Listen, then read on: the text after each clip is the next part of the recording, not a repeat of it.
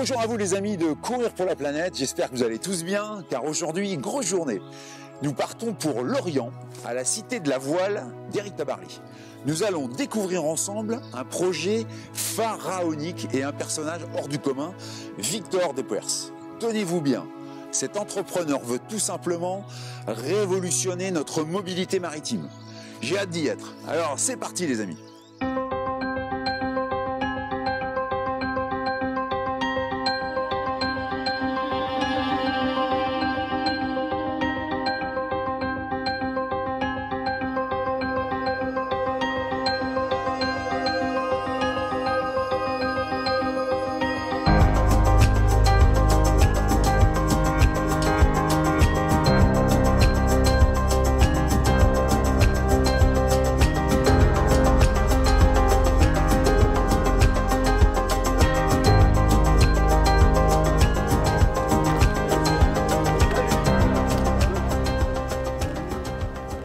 La mer, c'est une source inépuisable d'innovation majeure, un espace incroyable pour la mise en œuvre de solutions à la fois simples et complexes. Simple, parce que parfois il suffit de raisonner basiquement, ne pas chercher à inventer la Lune, mais aussi complexe, car c'est ensuite la technologie qui entre en œuvre. Alors aujourd'hui, nous avons la grande chance de rencontrer Victor Depoers, qui a la particularité de réfléchir avec pragmatisme et simplicité pour s'attaquer à un problème gigantesque, celui de faire muter le transport maritime. Victor, explique-moi ce qui t'a incité à prendre en main cette problématique majeure. Les dangers sont-ils si impactants ? Alors déjà, pour commencer, les navires, faut savoir que c'est pas si polluant que ça. C'est-à-dire que ramener à la tonne par kilomètre transporté, un bateau, ça pollue beaucoup moins qu'un camion ou qu'un avion. Pourquoi ? Parce que en fait, ça transporte tellement de choses. Par exemple, un gros cargo qui navigue, c'est comme si tu mettais un moteur de Solex dans un camion. Et donc, ce qui veut dire que finalement, un bateau, c'est pas si polluant.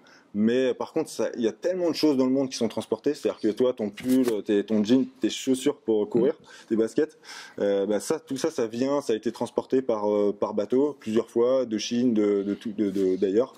Et du coup, le volume de marchandises transportées fait qu'aujourd'hui, la marine marchande et le transport international par bateau est extrêmement polluant. Donc si j'ai bien compris, vous êtes 3 associés en tout. Alors, quelle solution proposez-vous ? Quelle est l'innovation majeure que vous proposez ? Alors nous, on a l'idée qu'on a eue, donc on l'avait pas eue tout seul, hein, mais ça fait longtemps qu'il y a plein de gens qui réfléchissent à ça. Mais l'idée, c'est de remettre des voiles, donc des voiles rigides, des voiles modernes, sur des cargos pour réduire la consommation des bateaux. Donc l'idée, c'est pas de faire du 100% voile, mais c'est vraiment de venir apporter une assistance vélique, une assistance, un appoint en fait de puissance au bateau, apporté par le vent, qui est disponible gratuitement et à échelle vraiment à des puissances qui sont intéressantes partout dans le monde. Donc il y a toujours des moteurs. S'il n'y a pas de vent, on couche les voiles, on avance au moteur. Pour les manœuvres portuaires, on les fait au moteur. Mais par contre, on vient réduire la consommation du navire pendant les transits en mer. Quel type de consommation ça fait un supertanker ? Donc sur des très très gros bateaux, on peut aller jusqu'à 150 tonnes par jour. Ah oui. Et du coup, quand on arrive à réduire de 30%, de 20% avec des voiles, ça fait une économie qui n'est pas négligeable. Ah, tout à fait.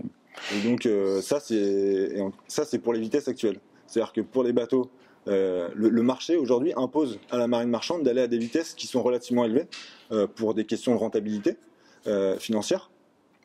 Et si on décide de réduire les vitesses, c'est-à-dire qu'une courbe de consommation d'un navire, c'est pas une courbe linéaire, c'est exponentielle. C'est-à-dire que plus on va vite, plus la demande d'énergie est importante. Les derniers nœuds, donc les nœuds, la vitesse, coûtent très cher en termes d'énergie.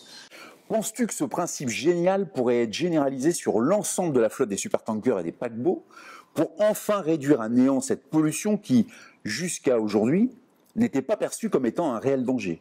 Moi, les consommations gigantesques que tu m'annonces, je ne les connaissais pas. Ah, c'est énorme.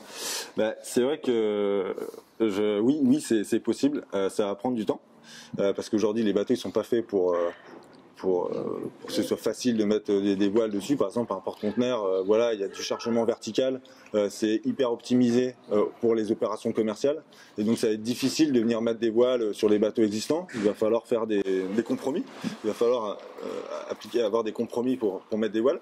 Mais ce qui est sûr, c'est que quand on a commencé avec mes associés à parler de ça il y a 6 ans, quand on a commencé à en parler, on était un peu, bon, les jeunes, vous êtes sympas avec vos voiles sur les bateaux, mais revenez nous voir plus tard quand vous aurez un vrai projet. Et aujourd'hui, dans tous les salons, là, il y a encore un rapport d'un des plus gros motoristes du monde, qui fait les plus gros moteurs du monde aujourd'hui, qui a sorti des chiffres où l'avenir de la marine marchande, il y a une part non significative d'appoint à la voile pour réduire la consommation. C'est-à-dire l'OMI, donc l'Organisation maritime internationale, elle a prévu des objectifs de réduction des émissions des navires pour 2030, pour 2050. Et pour atteindre les objectifs fixés par l'OMI, eh ben, des sociétés comme des sociétés motoristes, les plus gros motoristes du monde, aujourd'hui disent que la voile fera partie des solutions pour réduire la consommation des navires. Alors qu'il y a 6 ans, et on parlait à n'importe quel armateur, tout le monde nous riait au nez en disant mais vous êtes bien gentils, vous êtes des dingues. La voile, ça appartient au passé et pas au futur. Et aujourd'hui, avec le système de voile dont on parle, on appartient au futur et c'est vraiment un saut dans le futur. Alors Victor, si je te laissais, pour terminer cet entretien, 42 secondes pour laisser un message impactant, quel serait ce message ? Le message que je voudrais faire passer, c'est qu'il n'y a pas de solution miracle.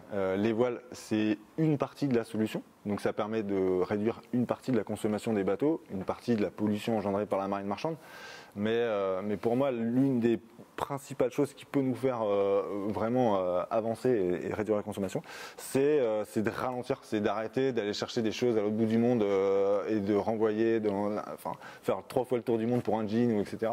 C'est de ralentir les vitesses et réduire la consommation réduire la quantité de choses qu'on transporte. Donc le message, ce serait réduire la voilure. Je te remercie Victor pour cet entretien. Ce que j'aime beaucoup dans cette rencontre d'aujourd'hui, en fait, c'est que on parle beaucoup d'énergie, l'énergie devient rare, etc. Et on en consomme de plus en plus. Mais en fait, l'énergie, il y en a plein de gratuites. L'énergie gratuite, c'est le vent, et c'est pour ça que Zéphyr et Boré vont construire des bateaux avec des voiles, parce que le vent, il est à profusion, il est gratuit. Il faut juste savoir comment l'utiliser.